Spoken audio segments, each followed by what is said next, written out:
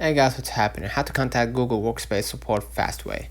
So go ahead and search on Google Workspace support, and then go ahead and press contact Google Workspace support, right?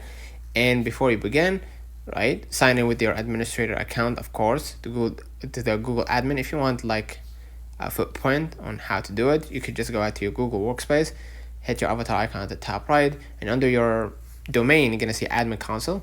Just go ahead and press it, and of course, like in the screenshot, you're gonna see get help right at the top right of the admin console, and in the help assistant window, describe your issue and click send.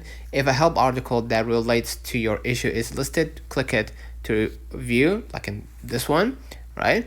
And if you still need help, just go ahead and proceed to as shown in the following steps to ask for help, right? So if that didn't help, the articles didn't help, you can proceed to ask for more assistance related to your Google Workspace account. So let me know in the comments if this video helped you. Don't forget to like and subscribe. See you in the next one.